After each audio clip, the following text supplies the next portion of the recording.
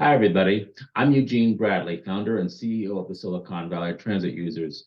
Today, we have video from the October 20th, 2022 VTA Safety, Security, Transit Planning and Operations meeting.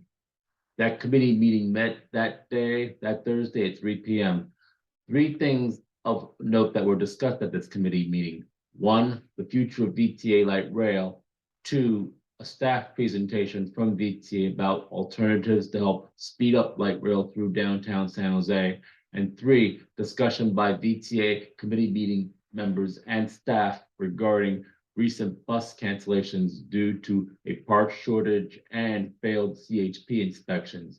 This affected recently buses such as the 26, 68, 72, 73, 25, and Rapid 500. Before this meeting begins and the video is shown, please make sure to click like and subscribe below. Get yourself informed as to when new videos come out from our group. Anyhow, on with the committee meeting. Thank you and have a nice day. Okay, so I'm going to go ahead and call to order the October 20th meeting of the Safety, Security, and Transit Planning and Operations Committee. Could we please have a roll call? Yes, Mr. Chair. Bert is absent. Alternate Liang is absent. Carrasco, absent. Alternate Davis, absent. Vice Chair Paul. Here. Thank you. Chairperson Hendricks. Attending. Thank you. Chairperson, your meeting is a committee of the whole. Okay, great. Thank you. We're going to move on to public comment. Before I go to the public side of the public comment, I'd just like to make take my prerogative and make an announcement here. I just want to highlight that Deborah DeGang is with us, like she always is for this meeting, and that I believe it was last month at the WTS, the Women's Transportation Seminar in the SF chapter, she was named as Woman of the Year. And I think that was done at the last board meeting. So I just wanted to go ahead and acknowledge that.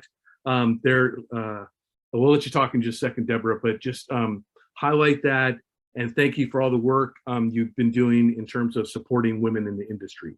So I just wanted to go ahead and say that first before we got to the very end and people weren't here. So I don't know if you want to say anything real quick, Deborah. Well, thank you, Chair Hendricks. I appreciate the acknowledgement, and I'm only sorry that the event was the same night as our board meeting, so that couldn't be in two places at once. But it was just, I'm beyond honored by the acknowledgement, and it's something I've spent a great deal of my career on is how to advance women in the transportation industry, and so it was really heartwarming to have that be recognized. But I also want to mention that a big part of my commitment to advancing women in the industry is recognizing that we also need our male allies to do that. So thank you for being an ally. Thank you all. Well, and I'm sure you'll continue on with your efforts. So we all give you a big thanks for what you've been doing. Thank you. With that, I'm going to go ahead and move on here into the actual public comment section. This is for people who want to address the committee. Now would be the time to raise your hand in the app or press *9 on your phone. This portion of the agenda is reserved for people desiring to speak to the committee on matters that are not on the agenda but within our purview. Before I ask Randy to call speakers, I want to remind the speakers to adhere to the public comment rules that are noted on your slide right there.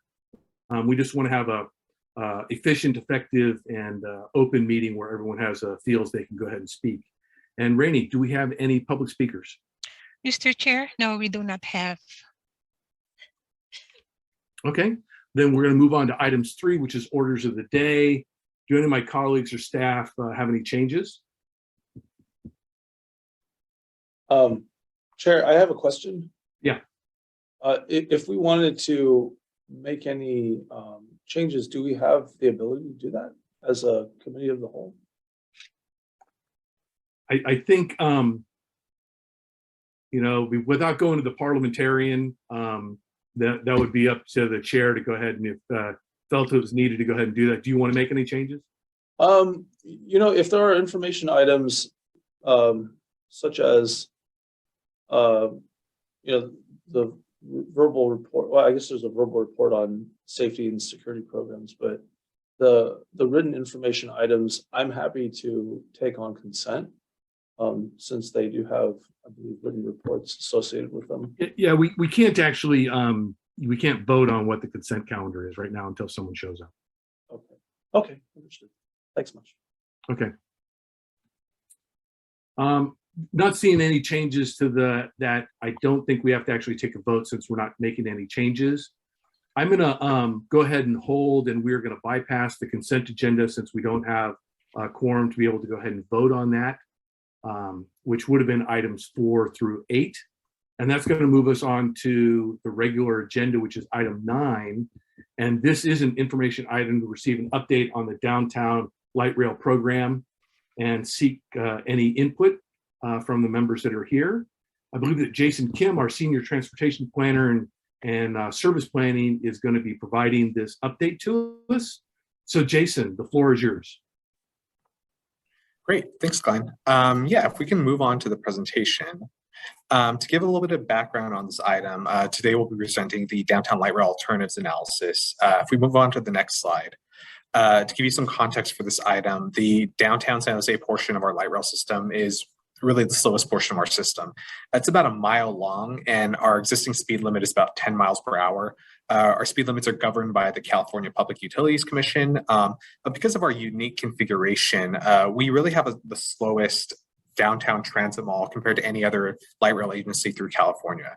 Most of our California peers have light rail speeds in their downtown cores roughly between 20 miles per hour to about 45 miles per hour if they're grade separated. If we go to the next slide, I want to detail really why our speeds are reduced to such a low level. And it's mostly because of our existing track configuration. If you've ever been to downtown San Jose, you know that the light rail tracks and sidewalks are essentially configured at the same level. So a lot of people who walk in First and Second Street may sometimes veer into the trackway and not even know it because there's no either unique paving or unique ballers to kind of separate those two areas. And so what we are really looking at is trying to figure out a way to reconfigure our downtown light rail system that will allow us to have safer, more reliable operations, which would then conversely allow us to have higher operating speeds. We assume some of the items that we'll be talking about today could save travel times by up to 2 to 6 minutes, which is pretty significant for a trip that's roughly about 10 minutes long. If we go to the next slide. We started with kind of getting some inspiration from some other light rail agencies throughout the country and kind of throughout the world. A couple things to note is we really looked at 3 configurations. Elevated configurations similar to the pictures on the left. I'll note that most elevated light rail systems really aren't situated in downtown areas. They're more related to kind of outside the downtown cores in areas with a lot more wide open space. A lot of downtowns have underground light rail. Really famous example is the Seattle Transit Tunnel in the bottom middle picture, where they used to operate both bus and light rail service. They actually took out the bus service to operate more light rail service in that tunnel today. And then the right 2 pictures are examples of accurate configurations in sort of downtown-ish areas. The top right picture of Houston is actually a really good example. As you see here, the tracks are located kind of in the center of the roadway. And then you have these ballers or poles that are separating the tracks from the auto lanes. And then you have the sidewalks outside of that. This creates very clear delineations between which modes are actually located in kind of which areas. If we move on to the next slide, I want to go over our process. So what we want to do is conduct an alternatives analysis to really figure out which alternatives made sense for VTA to move forward with for further analysis, and the next step being conceptual engineering. So what we did is we took those 3 configurations I just talked about, the elevated, below grade, and accurate alternatives, and we really mixed and matched them with every different street configuration through downtown. And if we go to the next slide, once we do that, we actually end up with 25 different options because you're mixing and matching all these possibilities. I should also note here that we did look at a bypass option as well. So this was kind of our starting point of 25 different alternatives that we started to screen through an alternatives analysis. And if we go to the next slide, just to give you a high level look of what that alternative analysis did is we took those 25 alternatives and we put them through a screening process to try to figure out which alternatives we should eliminate based on their potential conflicts with other modes, maybe not servicing the purpose and need of the study very well, or just having major conflicts with potential future operations. So a couple examples include a lot of the alternatives on Santa Clara we eliminated because they may have conflicts with either utilities or future park construction. A lot of the grade separated alternatives had potential major conflicts with community disruption or utility impacts on smaller streets. And so in general, we ended up taking these 25 alternatives. We eliminated 20 or 15 of them through this process, and we ended up with 10 alternatives that we felt were feasible.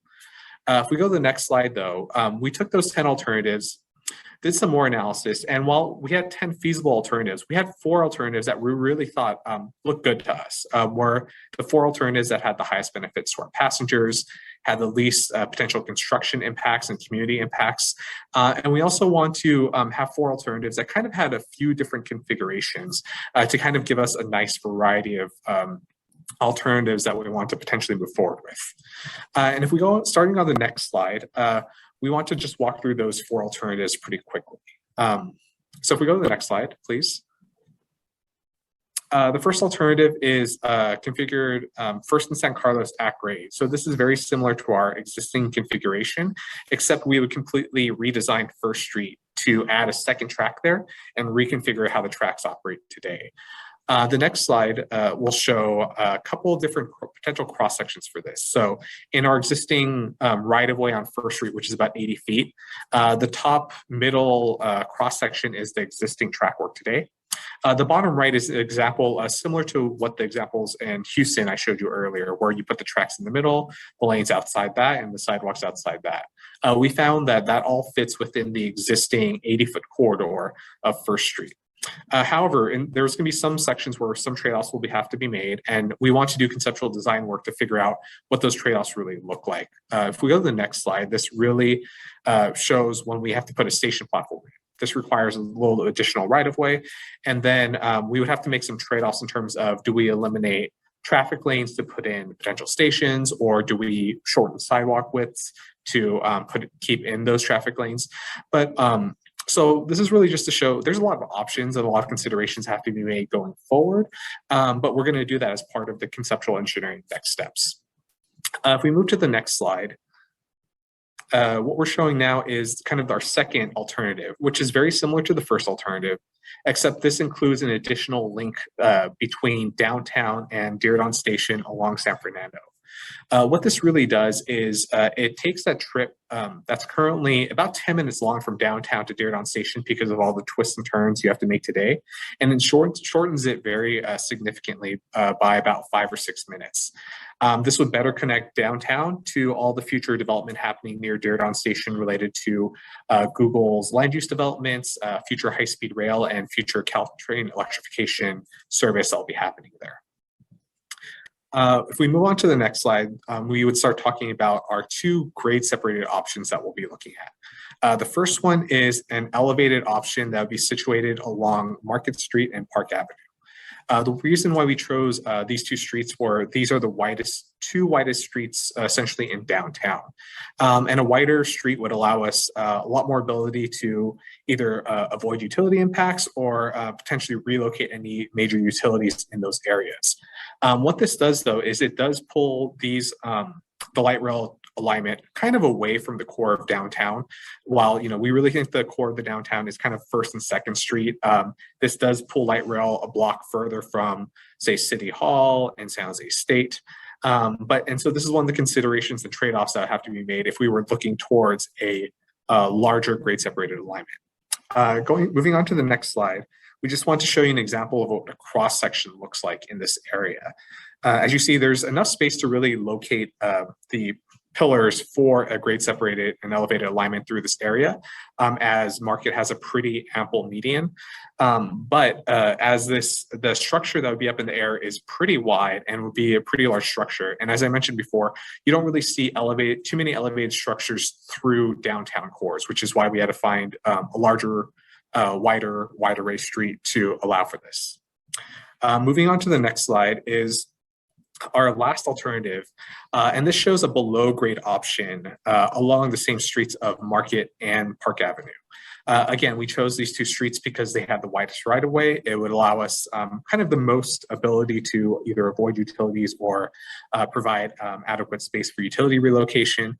And moving on to the next slide, we show a cross-section of essentially what that would look like. A underground light rail box is roughly about 50 feet wide.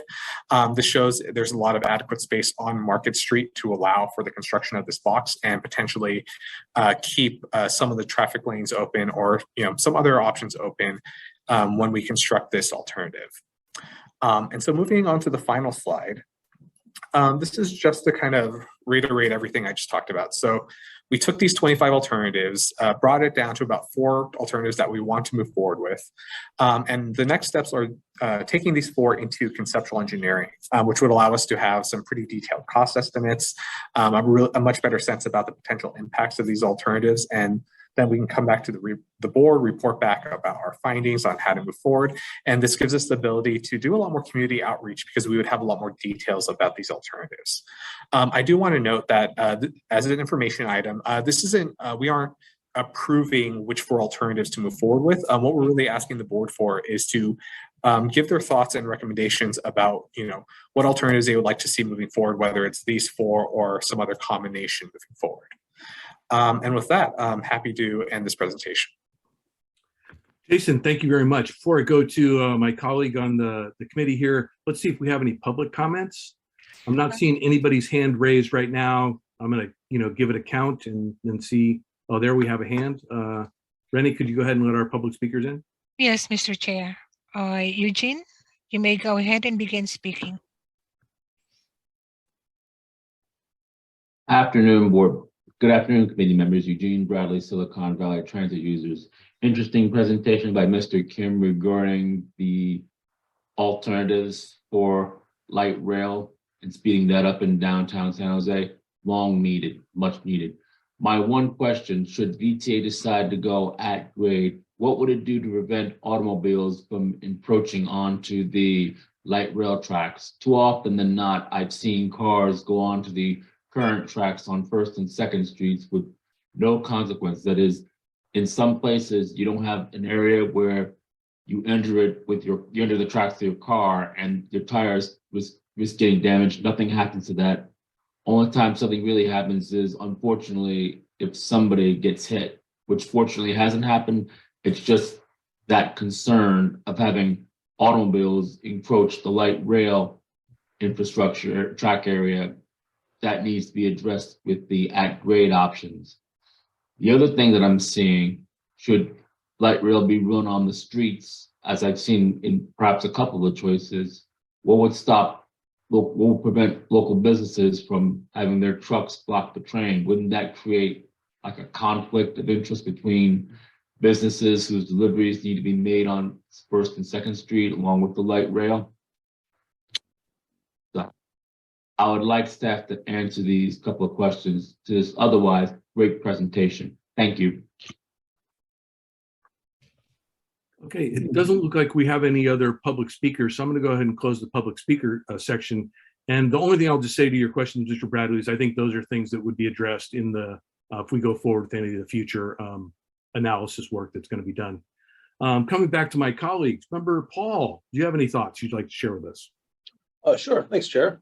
I have 2 brief thoughts. I really like the idea of grade separation. I think going underground is a good idea. I'd really like to see how it potentially dovetails and perhaps synergizes with the expertise that we're going to be building up with regard to the BART extension. And so maybe there's some kind of timing that can be anticipated if that's something that can be built into the future plans. And then my other primary question has to do with the energy delivery of, the future modes of transit. I know that we're not necessarily looking at alternative technologies, but at least cleaner ones, and how that might affect the way we proceed in the next steps going forward. Thanks. Okay, I'll go ahead and give my thoughts. I actually, on one level, agree with Darcy about being able to do grade separation would be a really great thing, except for I don't think we should explore going above ground or below ground. I think those are, I personally don't need an evaluation to understand how expensive those options would be. And I think they're prohibitively expensive. I think it also changes the way that particular service works, that if people are having to go underground or upground to go ahead and use the service. Great separation is always fantastic, but I just don't, I think, like I said, I don't need a study to know that those are cost prohibitive expenses for what needs to be done.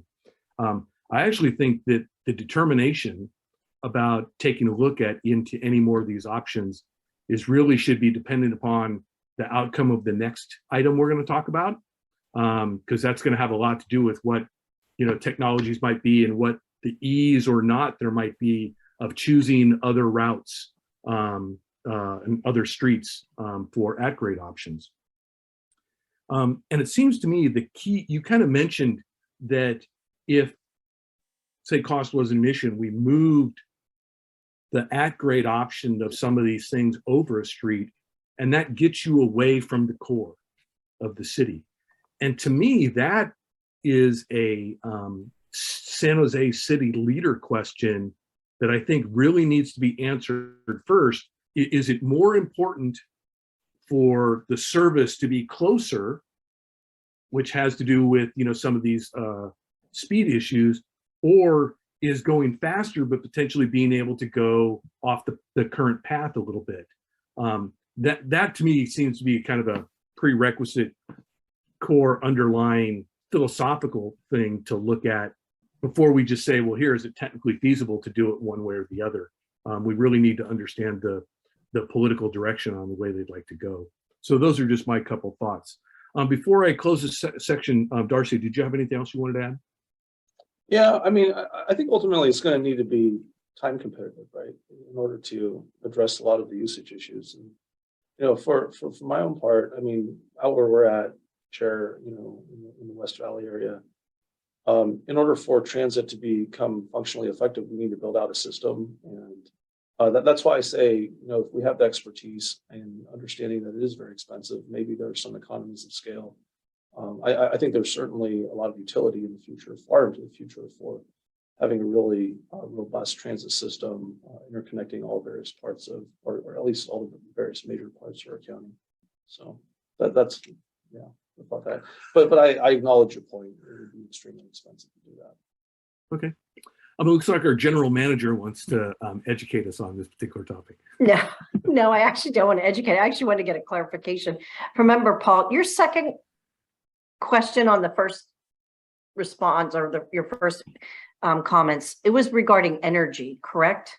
Yeah, well, I mean, I realize it's light rail, right? And so, right, with regard to the source of it, you know, just make sure that we're being energy efficient. You know, light rail is still, you know, pretty heavy, right?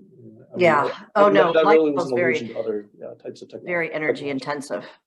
Yeah. Can I ask, Jason, do you know whether our system's on renewable energy? Much of it? I actually don't know how much of our system's on renewable energy. It's all electrified, but you know, that comes from various sources. Maybe for, because this is going to go to one of the next future board meetings, maybe you guys could just have that information when that comes to the full board. Great, will do. And I do think that is a really good comment when we're starting to look at any replacement of a rail fleet, is looking at the energy needs. Thanks. Well, I mean, certainly, you know, you guys, you know, you've got, what's it called now, San Jose Clean Energy, or you know, and we've got Silicon Valley Clean Energy for other parts. You know, those are things that can be looked at, and you just have to look at the cost effectiveness of what is that energy cost or not cost if you go 100%. This is an information item, so we don't have to take a vote. I'm going to go ahead and move on to the next item, which is item 10, is to receive an update on the future of light rail. And as I pointed out, I think this is very relevant to what we just heard about. And just because he's so good at what he does, Jason Kim is going to go ahead and take us through this piece as well. So Jason, again, you have the floor. Great, appreciate it, Glenn. And I do want to note for this presentation, we do have both Nani Singh and Austin Jenkins here from our operations group, who are really more of the experts about train operations than I am. And so they'll also be available to answer any questions at the end of the presentation. And so I do want to start off by providing some background about the study. So earlier in the year, we presented at the board workshop, I believe in February, to talk about the future of light rail. This is a question that's been coming up for a long time in terms of what to do with the future of our light rail fleet. At that time, what we've really been trying to figure out is getting a handle on our light rail operating costs. Really, why are costs so high? What happened to cause these high operating costs? Because once we have that understanding, that gives us a better understanding about what to do with our fleet going forward. And so that's really what we've been working on over the last handful of months, is to really figure out really what happened with our light rail operating costs over the last decade or so. If we go to the next slide, to kind of summarize the presentation I'll be giving today, what we found is our high operating costs related to light rail can be mostly contributed to three primary items. This includes the midlife overhaul of our vehicles, Levi Stadium event service, and all the additional work regarding operations that was related to that, and then ongoing increases to vehicle maintenance costs. And then we're proposing two next steps to move forward with, which will be examining and modifying our maintenance procedures for light rail, and conducting a cost-benefit analysis on when is the right time and how is the right way to procure a new fleet. So if we move on to the next Can I just slide. jump in, Jason? Go ahead. You know, this is sort of a follow-on from when we had a workshop 6 months ago or so. We know that there's elements about the future of light rail that's on the ridership side, and we do have a lot of ridership-based initiatives that we're trying to drive ridership. But as part of the light rail, we really need to do a deeper dive in some of the costs of our system so that we know how to move forward, and also it influences what we do on any new fleet procurement. So I know there's sometimes people wonder about the ridership. We're not forgetting about the ridership, but I think this is the first time in the years I've been here where we've really dug into what's driving our costs to be so high compared to other agencies. Exactly. If we can move to the next slide. So what we really did is we basically took a historic look at our operating costs. So we went back about a decade to take a look at how our operating costs were trending over this long period of time. When you look at operating costs, there's really three primary indicators that you can almost use to predict what an operating budget will look like. This is the number of total hours you're running in terms of, light rail or even buses in general, your typical staffing wages and typical staffing wage increases as typically part of union contracts, and then parts and materials costs, which are generally tied to CPI, but are also kind of a little sporadic depending on what's going on with the industry or the firms that you're working with to provide those parts. The chart on the left shows our operating light rail car hours over the last decade. What we see here is that our operating hours had a pretty gradual increase from about 2010 to about 2015, but our operating hours really leveled off after 2015. So if you remember, we had a pretty big service change in 2019 where we added the orange line. That was actually a 0 net hour increase. So we actually reduced some light rail service to add that line in to keep our operating hours pretty flat from that point on. And so when I look at this chart, what this would kind of indicate to me, or what I would predict from it, is that our operating costs would go up pretty gradually from about 2010 to 2015. And then our operating costs would kind of still go up past 2015, but at a much slower rate. So if we go to the next slide, this chart will show kind of what my anticipated operating costs would be over the last 10 years, right? So as I said, from 2010 to 2015, we would expect a pretty gradual increase in our operating costs, in our operating budget throughout that period. And then from 2016 onward, we still expect an increase in our operating budget, just at a much slower rate.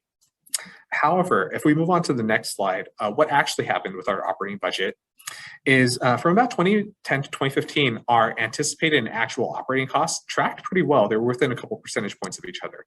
But starting in about 2016, our actual operating costs started significantly outpacing our anticipated operating costs during this time, right? And so we had a big increase from about 2016 to about 2018. Our operating budget really peaked in about 2018, and it's been slowly reducing ever since. But our operating budget in 2021, our actual budget, was actually still a little bit higher than maybe what we have anticipated based on the number of service hours we're running.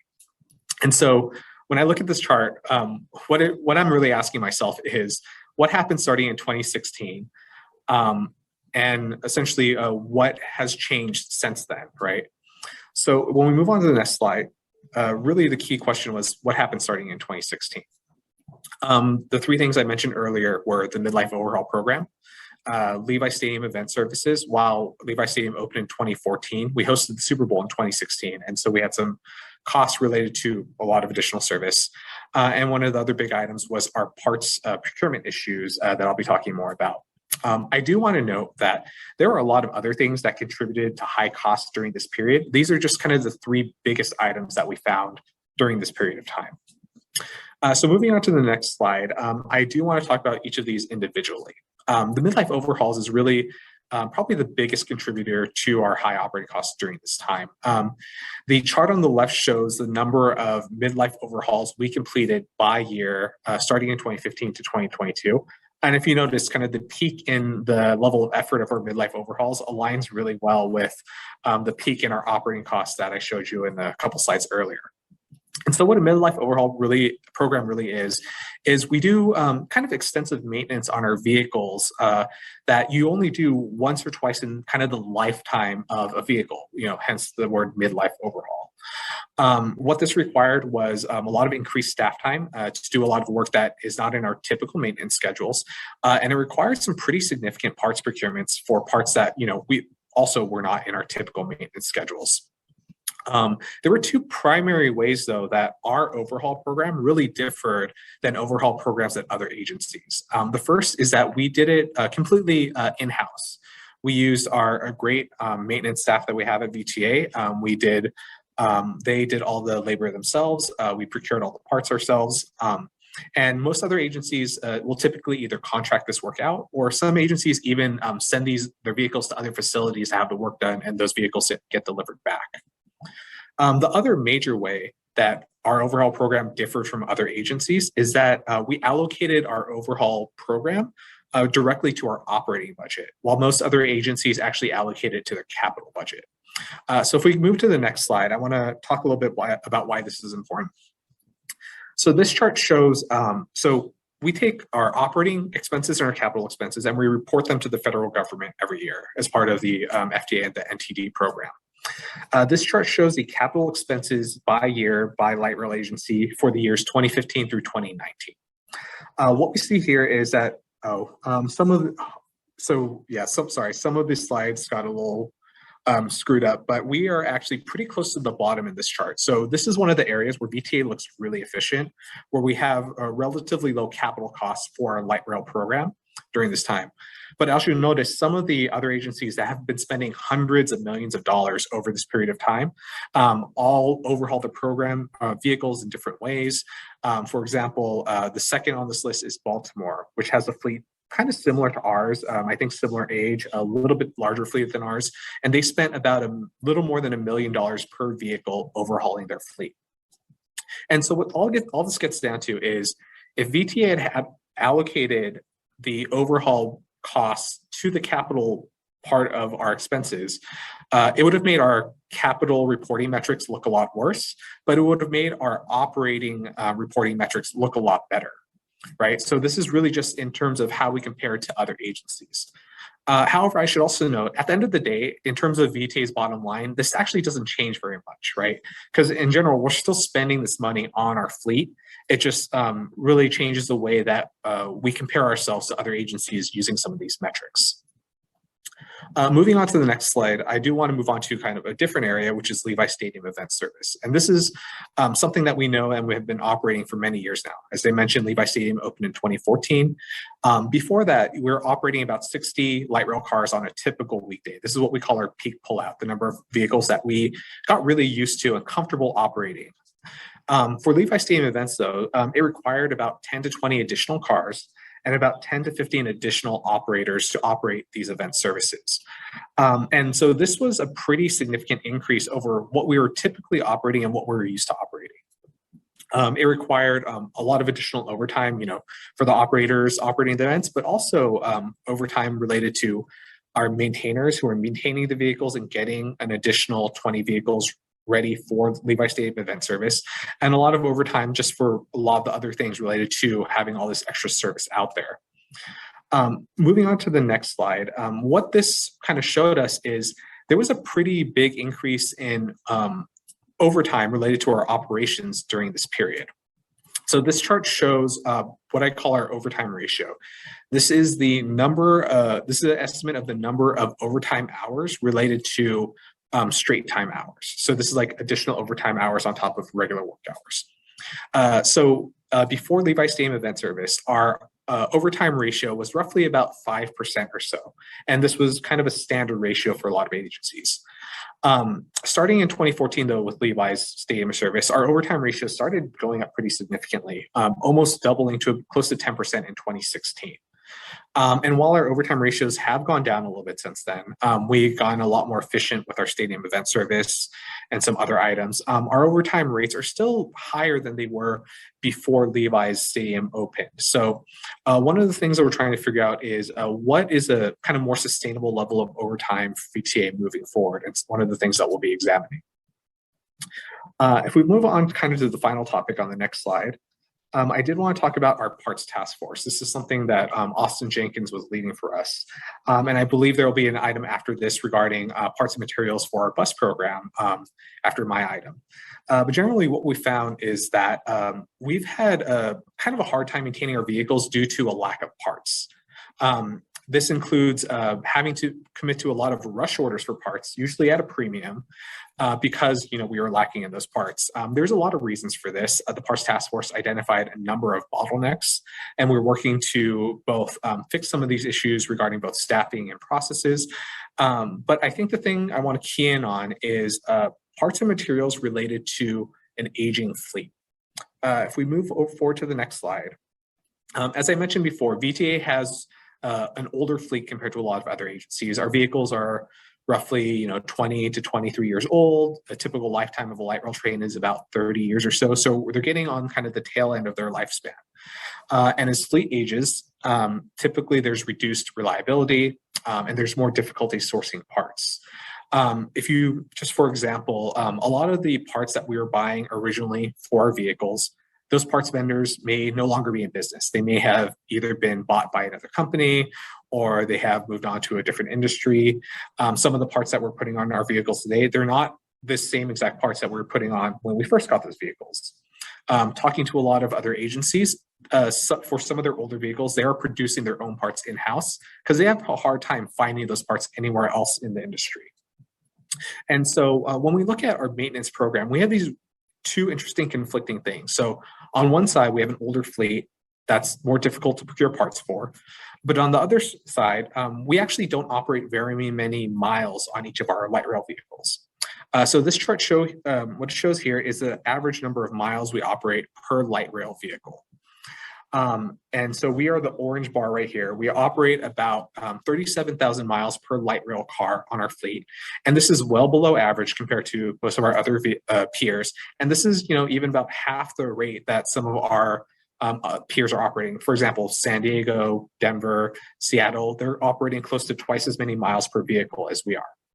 So we have these two conflicting things going on where we have trouble sourcing parts for our older fleet, but we operate less mileage on our fleet. And so there's typically less wear and tear on those vehicles.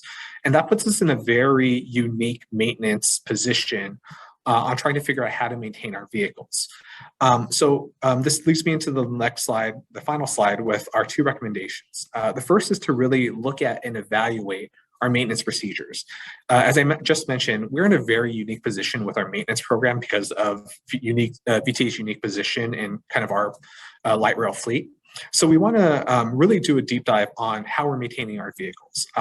Just for example, we may be replacing a part every 3 months because that's how the manufacturer asks us to replace the part, but it may make more sense to replace it every 6 months because of our less wear and tear that we put on the vehicles. This is someone we would love to have someone really examine these features for us to better help us understand how to maintain these vehicles. This would hopefully reduce the need for parts and materials going forward, especially these costly parts and materials that are hard to procure. And it would also help us kind of use our staff in a more efficient way in terms of maintaining a higher percentage of our fleet potentially, as they're not, maintaining a part every 3 months that they don't have to. Moving on to the second recommendation. The first recommendation to me is kind of like a Band-Aid or a fix for our existing system. But this leads into, what do we do with the new system? As I mentioned, as a fleet gets older, it just gets more and more costly to keep maintaining that fleet. And so at some point, it's just going to be extremely costly to keep operating our existing trains. Conversely, a brand new fleet with brand new vehicles is typically a lot cheaper to maintain and a lot easier to find parts for. And so while there's a pretty big investment in buying a new fleet of vehicles, we want to basically take this understanding of what it costs to operate our existing fleet and how much we think it's going to keep costing going into the future, as well as how much it costs to operate a new fleet, and try to do a cost benefit analysis to really figure out when is the right time to retire our existing fleet and move on to procuring a new fleet and operating a new fleet of vehicles. And so with that, I'm happy to close the presentation and take any comments. Okay, thank you. Before I go to public comments, I just want to acknowledge that member Burt has joined us. So I believe now we have a quorum. And after this item, we'll be going back to the consent agenda. But first, I want to go ahead and go to public comments.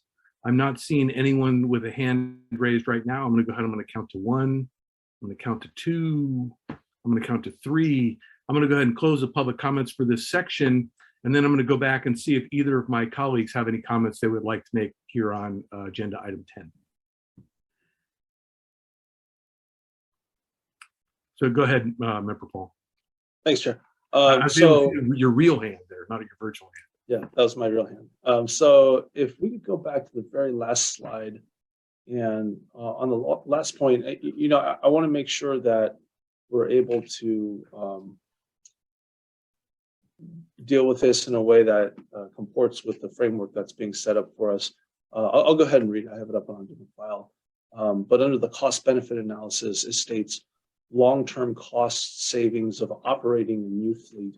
And I just wanted to kind of interject the notion of what the long-term cost savings might be of having a built-out system, a new fleet, and possibly having an examination of modes of operation. There have been commentaries before from our board meetings, and I believe in this body as well, with regard to being able to examine other types of modes, and perhaps there are long-term cost savings, even though there may be significant capital expenditures in building out a system. And I again urge everyone to think about, if we're having technological capabilities in terms of undergrounding a 5-mile extension of the BART system, why not start thinking about it in this context as well? Because once you do that, I think you're getting much more time competitive, and the user rates should increase. I would say even exponentially compared to where we're looking at right now. I was just looking at some of the fare box recovery rates on Wikipedia and comparing it to some of the more built out systems, right? I mean, New York, they take in $2 billion, but they cost $8 billion. So none of this is particularly greatly cost effective, right? But I mean, you do it because it's really a good synergy for that community. And I think if you look at the economic power of this region and the utility and the future of going from one area to another, even Palo Alto, Milpitas, or Mountain View over downtown San Jose, Cupertino, to any of the places mentioned in other parts of the county, I think the interoperability is going to be a real it's going to be a real part of the future economic equation. Once we hit the next economic boom cycle, and it will hit, whether it's in 5 or 10 or 15 years, you think about driving and going 30 to 40 minutes to go 5 miles in various parts of our county. I think the transit equation is a big part of that. And this might just be the right time to start thinking about that very long-term future. So that would be my comment with regard to just thinking about, within the rubric of what you're setting forth, how we might, kind of interject a future where we have really meaningful county operated transit. And then of course, hopefully in parallel with that, we are doing our due diligence across the state in terms of interconnecting various regions of our state. And so that then gives us a lot more infrastructure and other options when it comes to various things like housing availability and helping other areas economically. So, you know, I think the infrastructure question, insofar as transit is concerned, is just a really long-term, intrinsically important one. And when we look at something like light rail, you have a lot of right-of-way in various parts of the county. You do have some dedication to wanting to build this out, even in the West Valley. You know, you've got the Measure B money for $350 million of 85, and these types of conversations have been happening for decades. So I'd really just like us to think about, you know, how we might be able to, you know, socialize these notions in a longer term future, especially right now when we're a little bit slower than we've been in the last, you know, 9 or 10 years. Thanks. Okay, thank you. Member Burke, did you have anything you wanted to share? No, I don't. I'm good. Thanks. Okay. Yeah, so again, member Paul had asked about that last slide. The part when I was referring from the last item, I think this all relates into the timing and cost of when to procure the new fleet. And Carolyn or Jason, you know, can you explain to me and us how this item dovetails in with the other study that's being done on what technology, if anything, we want to change to on our light rail right of way? Because it seems to me they're intimately related. Is that correct? Jason, why don't you go first and then I'll follow up, because you and I have had conversations. So And really what I want to know is how soon is that other study coming before the full board so we can see these things tied together? So as I mentioned, with the two recommendations, you know, the first one is kind of like this, like on our existing system, this is something we shouldn't issue right away because it's going to help us throughout the remaining handful of years of our system, right? I think with the second study, there is a number of kind of items that are all working together at this, or I don't know if they're working together or working apart at this point, right? But we have this aging fleet that we're trying to figure out what to do with and trying to figure out how long to keep that fleet. Then I think at the same time, we're looking at what technologies are actually out there that we think are going to be available in the time frame of our new fleet moving forward, or are going to be available in the time frame of when we need to procure a new fleet of whatever technology that is, right? I think having this cost benefit analysis done of understanding when it's going to make sense to retire our existing fleet then helps us start to understand a lot of questions about what technology is going to be available out there when we need a new fleet. I think I've mentioned this at previous meetings, but right now we've been hearing to buy a new fleet of, we'll just say, light rail vehicles. It's about a 5-year cycle at this point, right? And so we need to know well before the time we need a new fleet on what we're going to order and those details. So I think doing this cost benefit analysis, what it does, it really gives us a better time frame about when we need to procure a new fleet and what that fleet could potentially look like. But happy to have Carolyn kind of add anything to that. well, no, I think, you know, we're analyzing our existing light rail and it is different, you know, different segments operate differently. And we know that. And the downtown is one we're looking at. You know, 85 and 87 are time competitive when they're on there, you know, compared to the vehicle, to cars oftentimes because of the congestion that can happen on those roadways. Well, we're looking at what's going on with Mountain View in that time frame throughout the day and on weekends. And then also we haven't even fully understood what's going to happen with the BART connection, because BART isn't, their ridership is still so low, but we're still taking a look. And then we're doing this visionary network that Jason Tyree and his group is doing it, looking at not just bus, but also how does it tie into light rail and what is our frequency we'd want to make it efficient. I think what I'm interested in is seeing what are the speeds and what kind of service do we need in these areas? And that's going to be part of the vision. And then we can make that decision. But I think the problem is, when is that going to be done? And when can we answer that question? It seems like the more we get into it, I mean, we need to do some studying of each area, which is what Jason's doing, and then some weaving it together over the next year. So what I would, you know, request or encourage is that when this item comes to the board, that we have some kind of Gantt chart that shows these multiple threads of activity, and at what point where they interrelate from a decisionary perspective, and when is it we need to be, and there seems to me there's some line on here where we need to make a policy decision on what direction we're going to go, which is in advance of when we'd have to actually do ordering of whether it's existing type technology or it's different technology. I just think this is the challenge the board gets into in this topic all the time is we think we're having a study that's taking a look at what technology do we want to run on our light rail right of way, right? And it ties into all these things that we've been talking about in this item and the previous item. But I think it would be helpful to the board, like I said, to have a Gantt chart or something that shows all these different threads that are going on, where they relate, where they come together, which ones have to happen before you can make any certain decisions.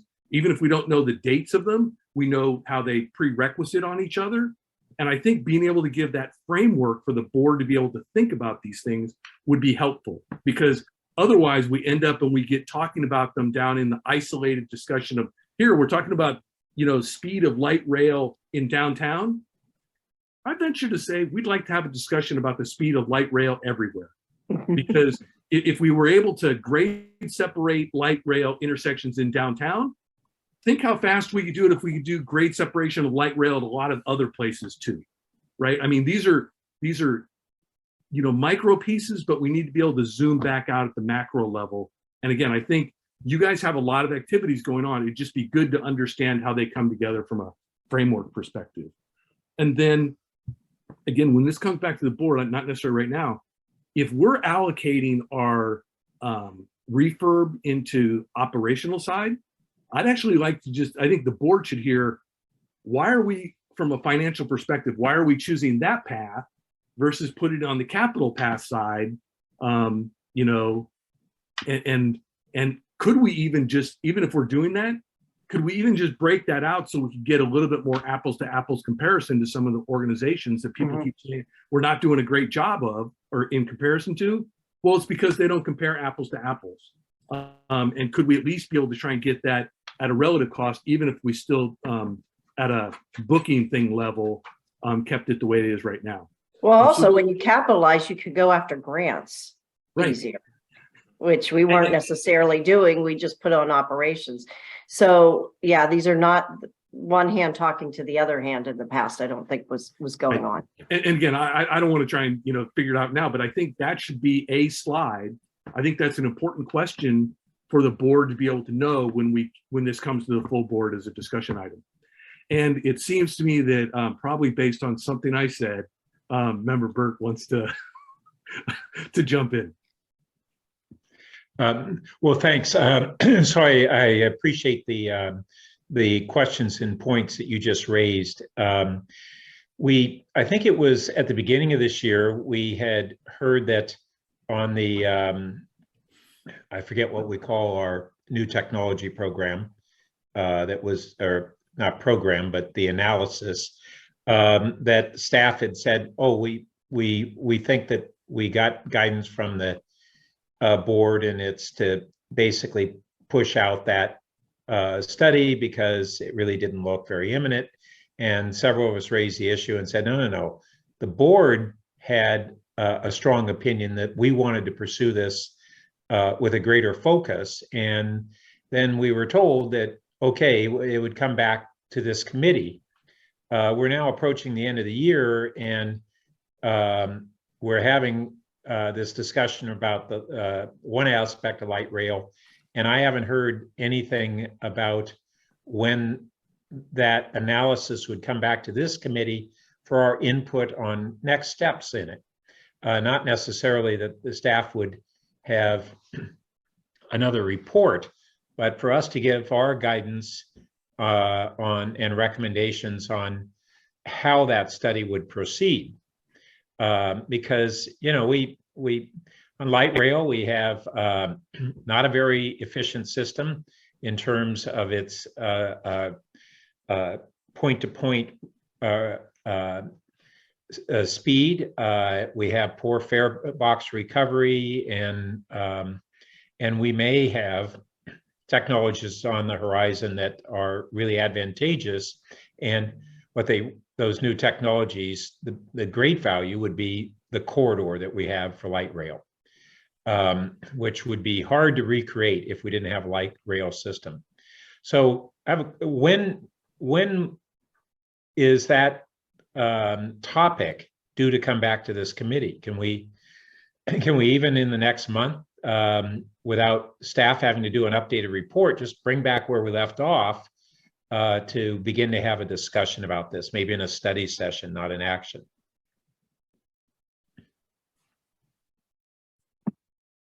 I do remember we did say we would come back towards the end of the year with what we're seeing out there in the market and what we might and how it might apply to us. So you're correct on that. We could do are you asking for a study session with the entire board? No, this committee. This committee, yeah. And I think that's where it was left off. It would come back to this committee. It would. I got to look at the, it is a little hard because we have, we can always set up another meeting that's not calendared as well. So can I request that you take a look at this? And again, I think it should be done in the context of, I agree, we need to come back and talk to us, but I don't want to just have another spot meeting that's not tied into all the threads and what's going to happen. Because if you're going to come back to us, it should be with, okay, we're going to do or say something, either have something come back to us, or then we're going to go ahead and go to the board. Because I think, remember, Bert is correct on this, but to me, it all ties into, I think there's a decision that needs to be made potentially in the 2023 timeframe, calendar year, that says where we're giving direction, the board gives direction to staff of what it is that we're going to do. And I think it's just being pointed out, there are a lot more data points that the board wants or has requested to be able to make those decisions. And I think, Pat's just suggesting here, we need to keep that process moving so that we're getting that, so that we can have all the right information the board wants to be able to make the decisions it has to make. If I may be paraphrasing for you, Pat, but I think that's good. I would say that one thing that may be a development is what progress San Jose is having on, they were going from their RFI to an RFP, as I understood it, on the, at a minimum, the airport to downtown technologies. Now, what might be right for them is not necessarily what would be good for us. And I don't want to make that assumption, but nevertheless, it may be some update on where these different emerging technologies are, how they're developing and their status. So, Deborah, I'm going to let you talk in just a second, but maybe what staff, I think you're hearing desires from the committee here, and maybe I can try and work with you guys offline for what we're going to be able to do either as the next meeting or to report back at the next meeting of what the staff plans are. Deborah. I'm actually going to echo some of what Member Burt was saying, that was one of the reasons we were hoping to come back before the end of the year, even, a little bit sooner, is our plan was and is to build off of that San Jose RFP, because that really is going to give information as to, what technology looks like it's going to be feasible within the time frame of when we need to replace the light rail fleet. And to Member Burt's part, part of what we're hoping to learn from it is not necessarily that we would do exactly the same thing as what San Jose plans to do from the airport connector, but we could look at that universe of possibilities. So Jason, remind me, but I think the due date on that is just 2 or 3 weeks away. So I will note that the original due date was back in August. It was originally extended to yesterday, but we also just heard it got extended again to November. So the RFP submittal date has been pushed out a couple of times. Current date, I believe, is early November. And can I add one other aspect to that? My understanding is San Jose's RFP really requires bidding or proposing companies to be further along in their readiness than we may need. So there may very well be other companies and exciting technologies that that are not ready to make a proposal to San Jose, but could very well be ready in our time horizon. Okay.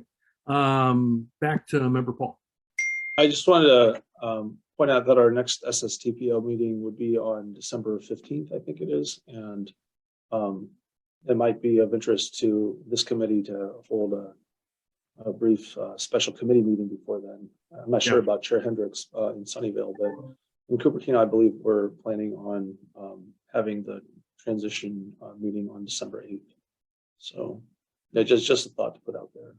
Okay, so again, as I work with staff, we understand what the current schedule is, and if we need to look at additional schedule of items, we'll take a look at that.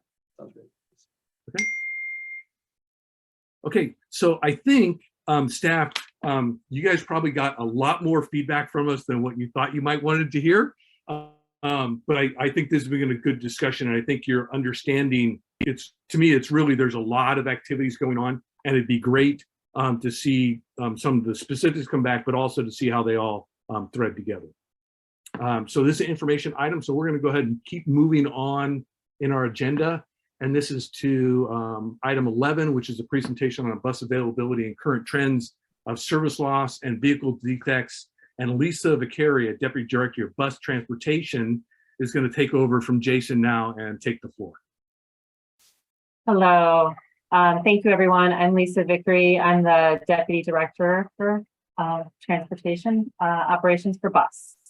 And this presentation, this information really rose out of some comments that were made at the last board meeting regarding the loss of service that we were experiencing due to bus availability out of one of our operating yards. So if we can go to the next slide, I'll just give a little bit of a background on what our bus fleet consists of.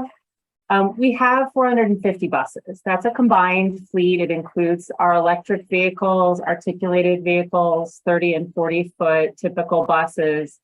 191 of those are allocated to our Shibuya division, 119 to Saroni, and 130 to North Division. On a daily basis, our maintenance departments targets to have a bus pullout or buses available around the 354 buses across the 3 operating divisions. So as you can see from this, it's clear that there are, we have plenty of vehicles over and above the daily requirement of vehicles, and they're spread out across the divisions. So let me give you on the next slide a little bit of a peek into what happened most recently at our Shibuya operating division and explain how that resulted in some service impacts. I'll start by just explaining what downing defects are. So obviously defects are repairs, broken issues that have been identified on a coach that need to be replaced. And when we say a downing defect, that's a defect that's been identified that prevents us from running that bus in service because it presents a safety issue or a functionality issue that has to be addressed before it can be in service. We have a very robust preventative maintenance program on the bus side as well as on the rail side. Every 2,000 miles, our vehicles, our buses are inspected by our mechanics. And they are responsible for identifying major issues as well as wear and tear, and generally doing a checkup on the fleet to ensure that buses on a regular basis are being looked at by a trained technician to ensure that they are operating safely and no maintenance work is needed on them. There are other major preventative maintenance scheduled so that every bus gets it every 2,000 to 2,500 miles.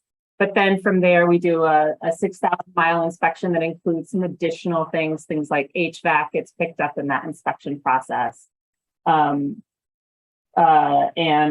ramps and other ADA equipment might show up in a later, a more common inspection, the 6,000, 12,000, 24,000 annual inspections, seasonal inspections. These all have specific requirements for our mechanics that are scheduled based on the mileage of the vehicle and the actual usage of the vehicle. What happened in September is referenced in the chart at our Shibuya division. If you know, you can see kind of before and after September. So in our July timeframe and August, we trend between, I mean, ideally 0 downing defects identified, but in reality, you should expect 20 to 30 on average through our preventative maintenance program are being identified on a daily basis, on a monthly basis. And you can see that in the first 3 weeks of September, there was a serious spike in the number of downing defects that were identified in the fleet. Much higher than average, up to 65 in a single day, and stayed high over the course of those 2 weeks. These downing defects were identified by our VTA mechanics through our preventative maintenance program. And contrary to kind of some of the discussion that had come up at the board meeting, members, I want to let you know that this isn't related to CHP inspections. I'll talk about our CHP program and relationship in a moment, but these are identified issues by our mechanics who are doing these regular inspections. And what is related to our CHP inspection is, I'll go to the next slide and show you or walk you through a little bit of our relationship with CHP. There are 2 things that CHP, and when I say CHP, I am referring to the California Highway Patrol, just in case that acronym was not clear. They do annual inspections as an operator on our fleet at all of our bus operating divisions. There is also and they inspect a percentage of our vehicles to verify that they are being maintained at the proper level. They take a look at previous work performed on our buses and verify that that is correct and appropriate. They review some of our compliance elements are around driver's logbooks and drug testing and our controls programs. So those inspections happen at all of the bus yards as a regular annual process, and we have relationships that we go back and forth with those inspectors at each of our facilities. Secondly, and really quite separately, except in the moment of September, we have our relationship with CHP that really rises out of the Gilroy Commercial Vehicle Enforcement Facility. It's the scales that are actually in San Martin, but that's the title that CHP gives to that vehicle enforcement facility.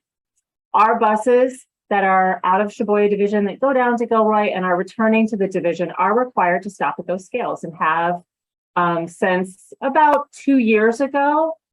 This program was started that the Gilroy facility would be one of the scales in the state of California that would do inspections on public transportation buses. So this was new.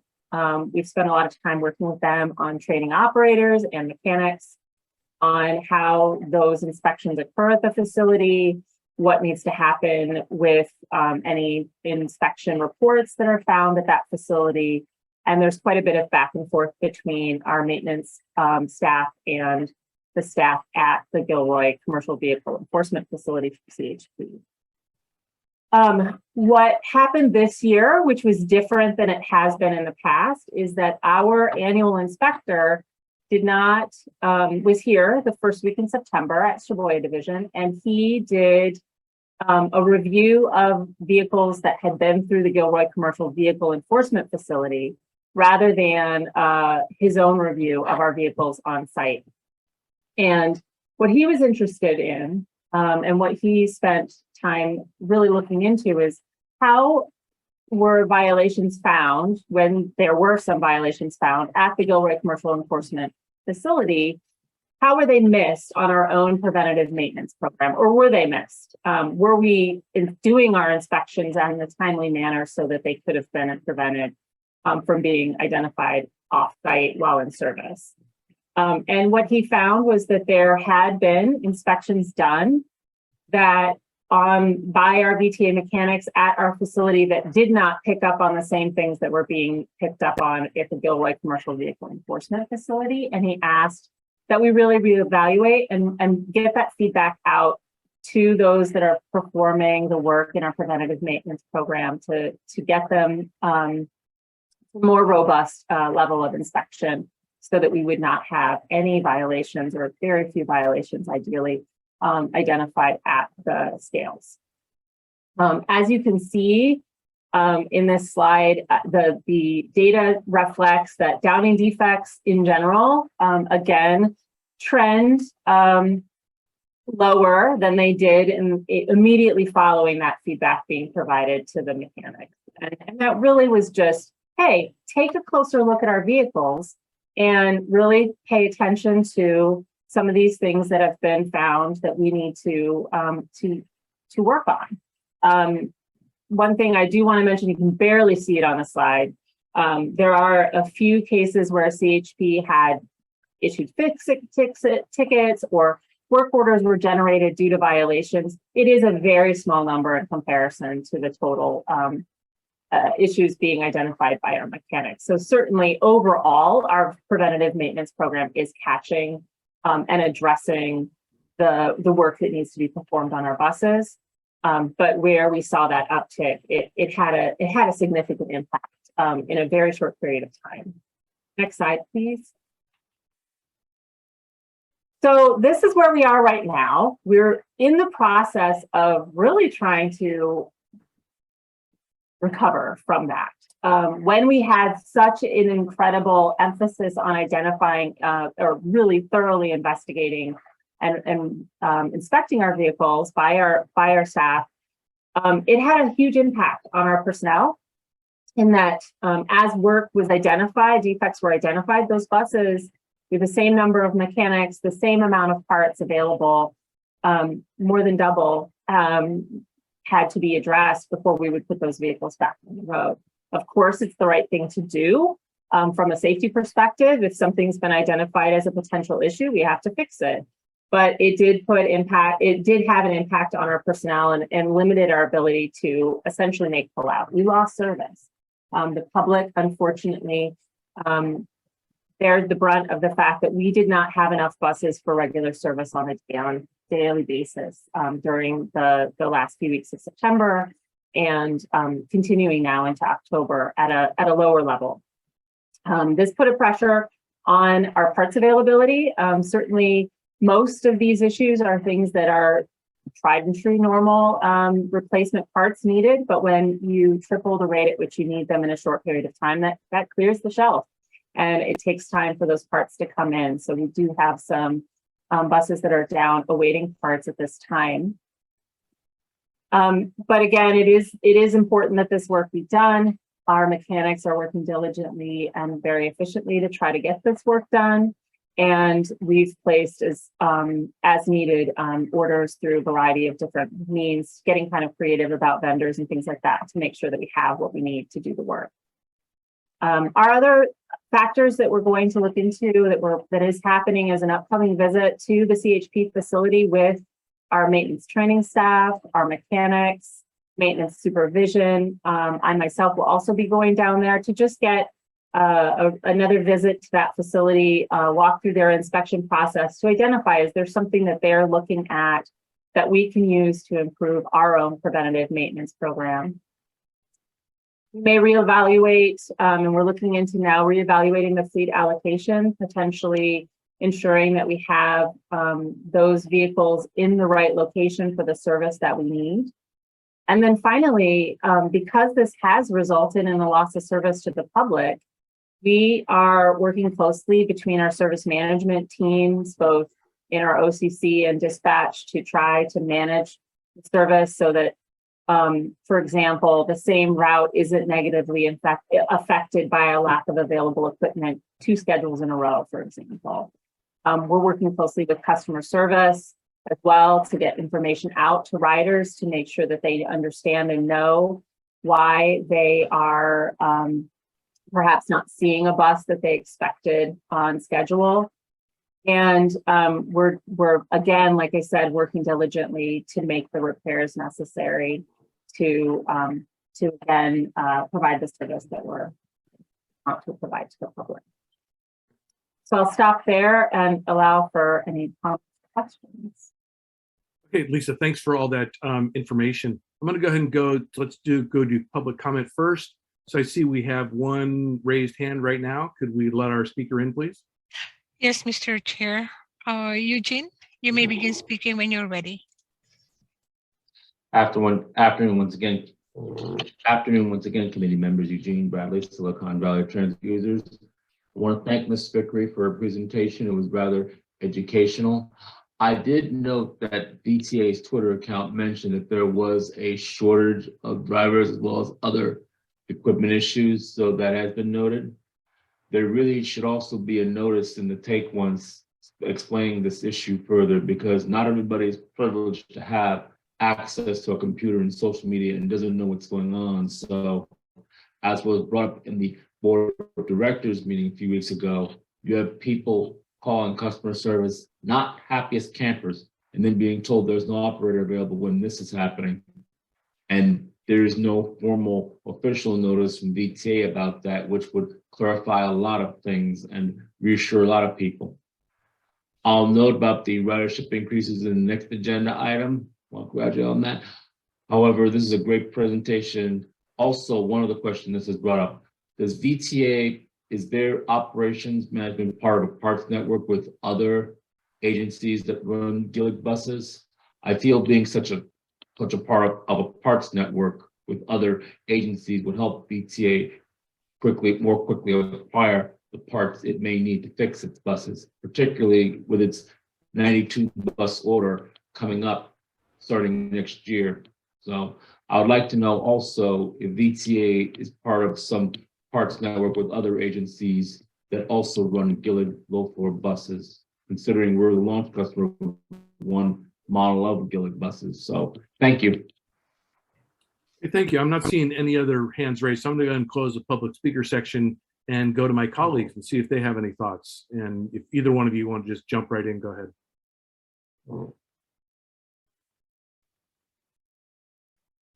Darcy or Pat, do you guys have any thoughts you want to add to this? No, I don't at this time. Okay. So just a quick technical question. Lisa, is a downing defect a term of art in the industry, or is that something we just use in VTA to describe this? I don't know how prevalent that term is in the industry. I mean, we categorize them, and we add additional adjectives to that term. We will, in the maintenance world, refer to something as a hard down, which is a downing defect that's going to take time to address, as opposed to a quick down. Which, I mean, we have. We call them ones and twos. I mean, there's a variety of ways that we actually address the prioritization of these defects. And I failed to mention, I should have, we are also instituting some quality assurance oversight and review of our inspection process. And one of the things that we utilized those staff for was to identify any questions or conflicts that had been raised. Are these truly downing defects? Is there another way to make that bus safe and get it back on the road in a quick manner? So that was also part of our process through this. Yeah, I guess I was really asking if, for the purpose of trying to compare cross-agency data. I mean, how would we compare to some other transit agencies in this particular category? And That's when I interesting. look up. Yeah, when I look up downing defect, I don't find anything online. So I was just trying to figure out, so maybe other agencies call it something else, or I don't know. Yeah, I mean, we refer to it frequently as service loss due to mechanical failure, but I'm sure I can look into that and see if is a data point that would be something that we could compare with other agencies. Okay. I think the fleet makeup, this was noted at the board meeting when we talked about this issue, that the older the fleet, the more there is going to be wear and tear on a greater number of component parts of a bus. For sure. That can be a factor too. Any anticipation in our electric future as to how these numbers would go? I mean, I know how they go in, a regular vehicle. Yeah. I think we anticipate that electric buses, most of those technologies will have very different maintenance plan requirements. And we're hopeful that they will be less less likely that they'll have these kinds of ongoing parts issues. The wear and tear is it's just different. Yeah. But we have untested technology right now. For sure. Well, I did test one, I guess, in Salt Lake City. I'll tell you, sitting in the back of an electric bus is very different from sitting in the back of a traditional one. I mean, you don't feel any heat from mechanical equipment in the back, and you know the air conditioning just blasts in the middle of summer. I mean, it's an interesting and I think positively different user experience. Thanks much. Okay, thank you. So the only comment I would make either to Lisa or to Carolyn, I assume this is an item that's going to go to the full board because they have an interest in this. But in the interest of time, just because I see how full board agendas and the time with which meetings get done, if this presentation was going, I would just very much focus on slide 4 and 5. You know, the other stuff I would try and be done. It's just more of a timing thing because board meetings take a long time. I could just include it in my general manager's report, the slide 4, and just hand it over to Lisa. And then if anybody has questions at the end of that, that'd be fine. Thanks. Yeah, I just think that, again, I think being able to get information out about this topic is really timely and important. But again, I'm just also looking at, you know, the time, how long board meetings seem to go. So, but I thought it was very interesting information. And again, this is an information item and we don't need to make any motions on this. Before I go on to item 12, I've been reminded by the board staff, could we go back and do the consent calendar? And so I'm going to go back to item, the consent calendar, which includes items 4 or 8. Do either of my colleagues want to pull any of these items? No, but I'll move 4 through 8 as recommended in the agenda. Second. Okay, and with that motion, let's go ahead and see if there's any public comment. I'm seeing no hands right now, and I'm going to count to 1. I'm going to count to 2. I'm going to count to 3. Seeing no hands, we'll close public comments. Renee, could you please vote us? Yes, Mr. Chair. Byrd, Yes. Carrasco is absent. Vice Chair Paul, Yes.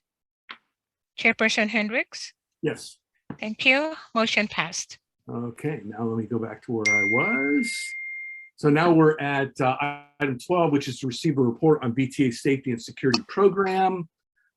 Susan Lucero, Deputy Director of Safety and Compliance, and Aston Green, Chief of System Safety and Security, are going to provide comments to us. So the floor is yours. Yes, thank you very much, Mr. Chair.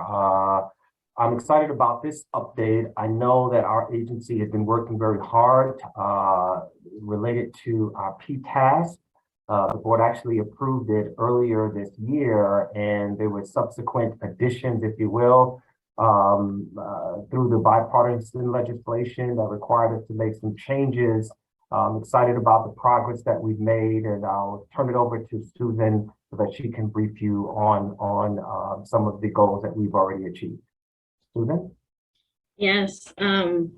So as previously mentioned in the last few SSTPO meetings, there was some changes after we had approved the PTAS earlier in the year. The changes were reflected in the bipartisan legislation that came out through a Dear Colleague letter in February of 2022 to agencies requiring them to establish a safety committee that was equally comprised of frontline and management personnel. This new committee would approve the agency's PTAS and also address a number of items detailed in the legislation. The committee was established before the July 31st deadline, and our second deadline is to have the PTAS approved by this new committee by December 31st. Our inaugural meeting was held on September 28th. It only included VTA management at that time. During the inaugural meeting, we shared the PRC procedure that was endorsed by the general manager and shared the regulations supporting the establishment of the meeting. And we provided a high-level overview to those members and went over the PTAS and its component to just prepare them and expressed the efforts that are needed and the commitment to the committee to review and approve the P-test by the required deadline. And as of yesterday, I'm very pleased to announce that we have now received the names of the frontline representatives that will be participating in this committee. And so we have all of our membership. And so now we will be working to identify multiple dates and times that we'll meet to review and go over what we're required to meet our end of year deadline in accordance with FTA. And with that, I will pass it back to Dustin. Oh, yeah, thank you, Susan, for that. I just wanted to emphasize that the importance of having compliance with the additions provided by the bipartisan legislation, and looking forward to having a committee that could work very hard to get a P-test approved and presented again to the board. So thank you for all the hard work, and looking forward to reporting more on the progress. Thanks. And it looks like Carolyn's got her hand up.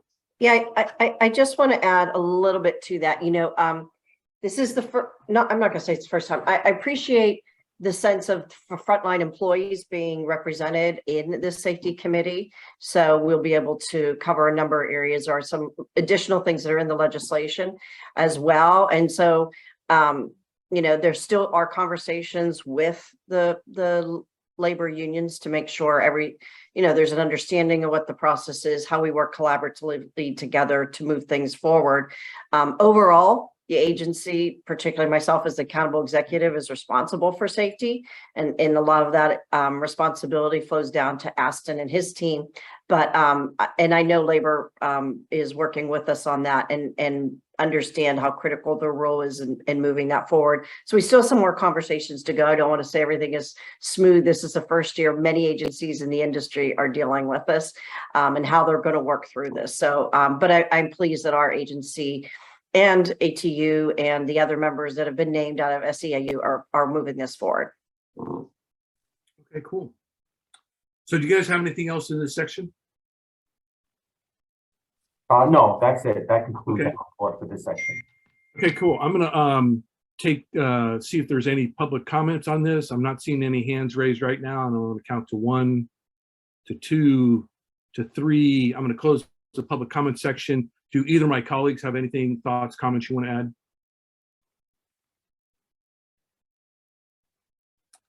I'm going to take that as a no.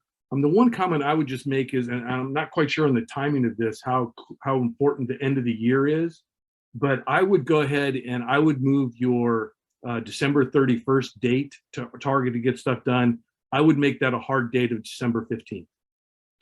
You know, to try and take something here where we think we're going to get it done right. You know, I don't know how much work anybody thinks anybody's going to do between, you know, the 20th and the 30th. You know, that's not where you're getting the most focused time. People are, you know, a little bit distracted with some other things. So I would take that committee and the work that needs to be done to really give it a hard date of December 15th. And if that has a end of December date, does that mean it goes to the board the first meeting in January? Yes, for approval. Yes. Okay. Yeah. So because of that, I mean, even because of that, and the time when we put stuff out in the public, you got to be done before the 31st anyway. So, like I said, I just give yourself some time. Let everybody know you can pick whatever date you want, but it's not the 31st to actually get work done. Got it. So noted. But I think it's really important stuff that you guys are working on. Again, that was a information item. You guys didn't really want my comments, but you got them anyway. So we're going to move on to item 13, which is other items and a report on the September ridership and fare. So is that going to be Lalitha, manager from operations and analysis?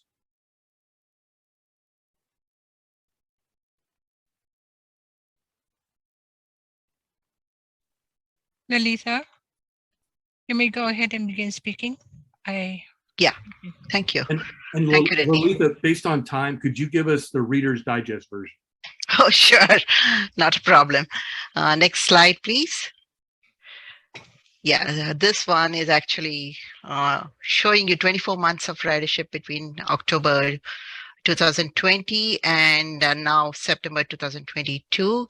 As you can see, the blue is well above the reds, indicating strong ridership growth.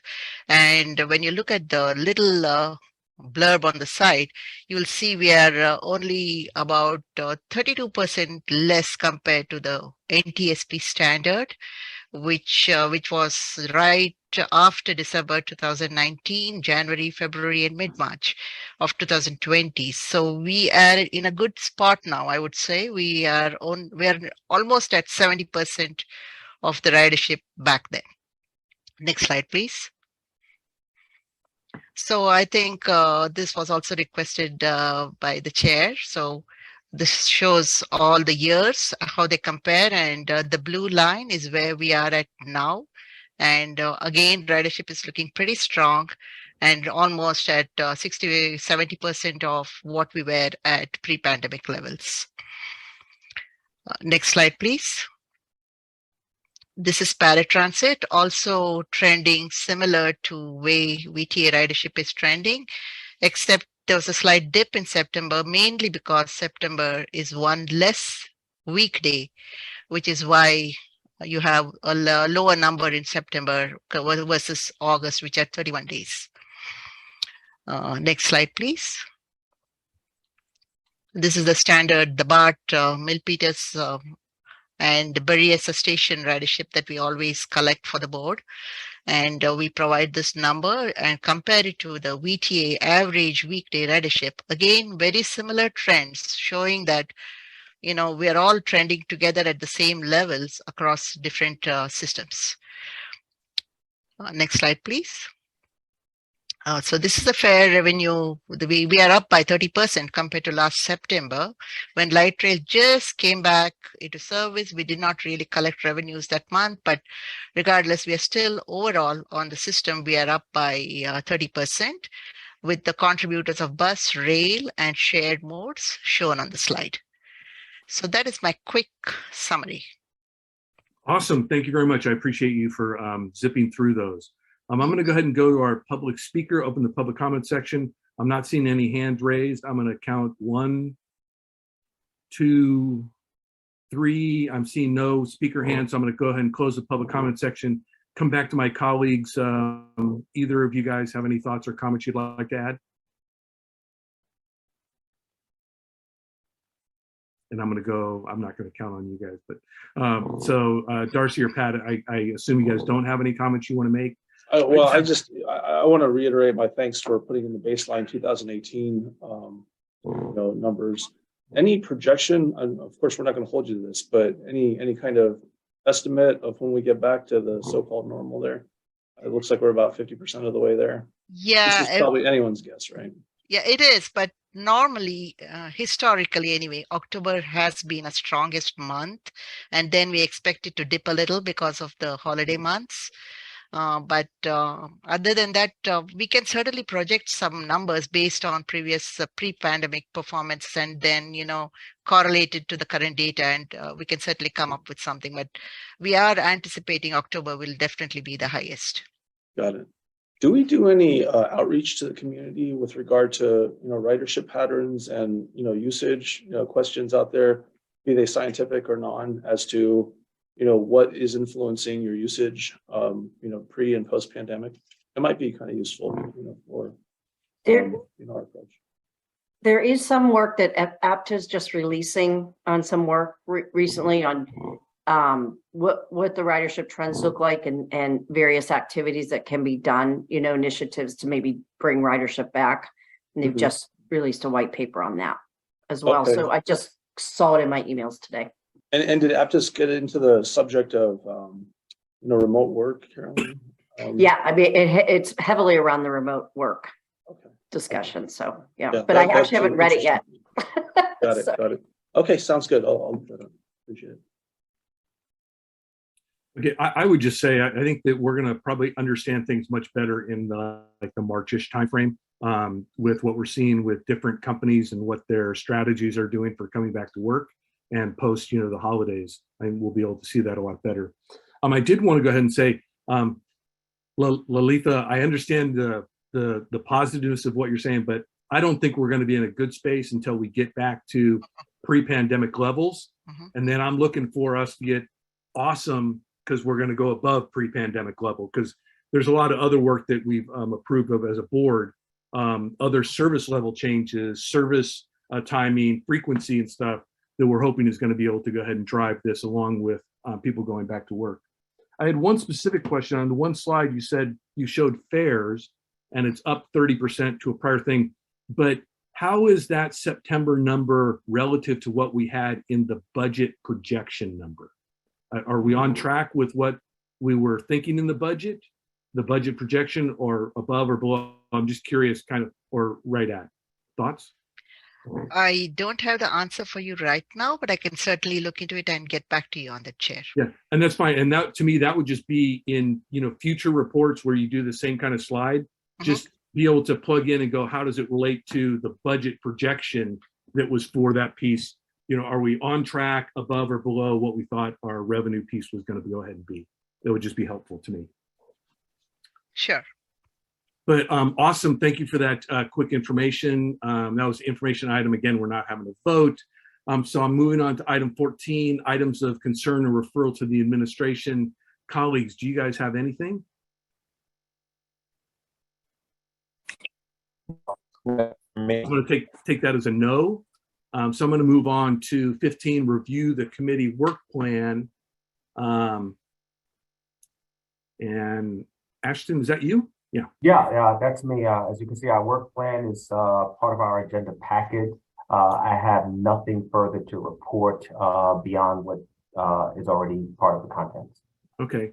I do have a chair comment I would like to make on this item, which is, as we look towards laying out the work plan for next year, I would like staff to go ahead and consider and look at making this committee a full 10 months agendas, however I'm trying to say that, but have us meet all the same amount of time that all the other committees meet. We've been a shorter committee in the past.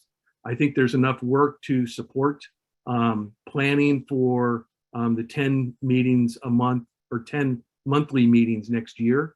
Obviously, it'll be up to this committee and its chair next year to make a final decision.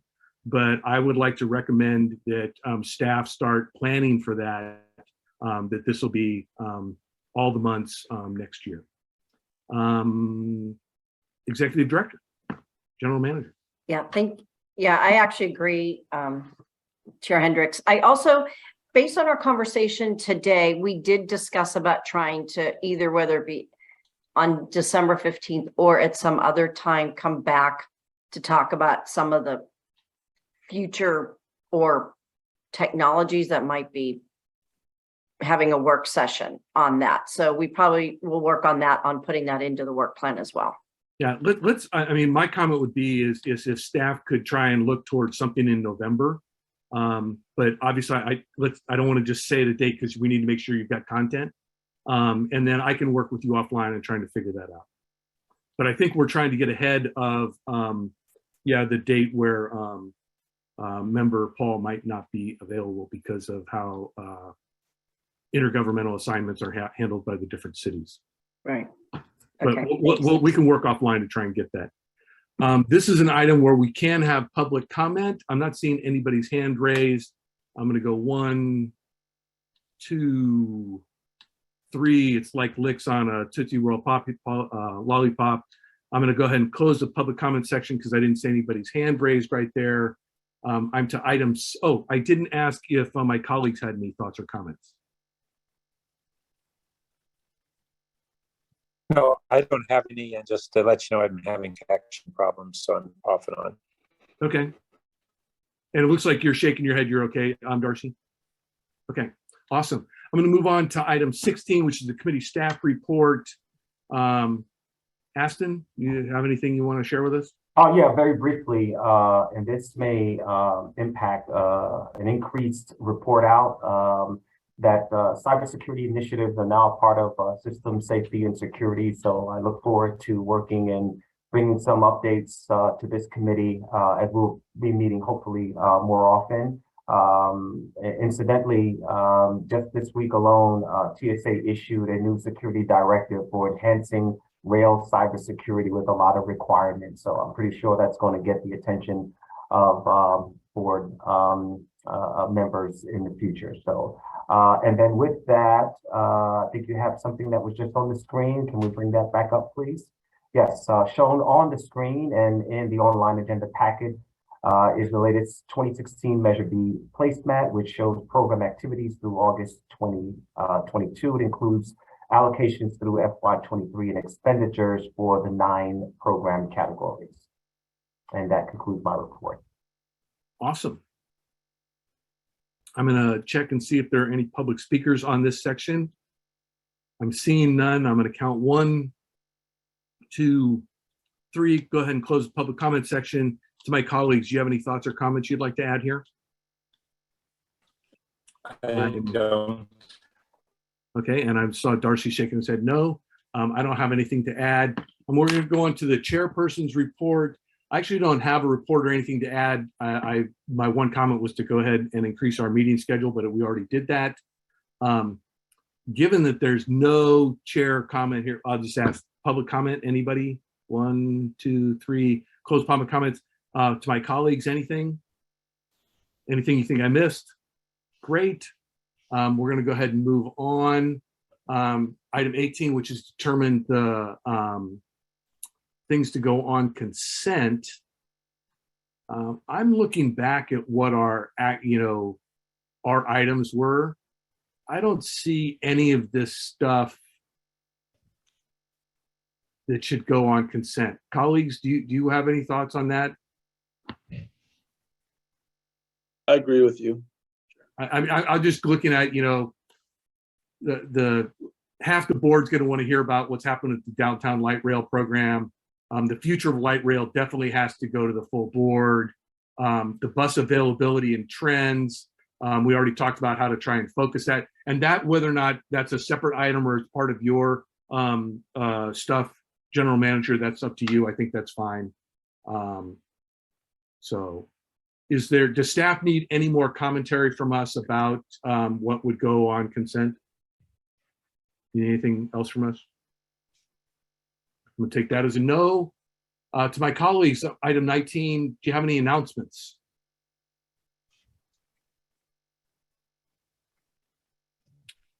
I'm taking that as a no. The only announcement I would like to make is everybody should go out and enjoy the weather while it's still nice. Get out and use our public transportation, use the public parks that are available in all our cities and stuff, and use public transportation to go ahead and get there. One last call to my colleagues, if you've got anything else to add. I'm not seeing anything, so we're going to be probably trying to add an additional board meeting between now and the end of the year. And with that, I'm going to go ahead and adjourn our meeting here at 4:42. Everybody's good? Bye. Everyone stay safe. Excellent. Thank you. Thanks, everyone. Thank you, everyone. I'll end the meeting.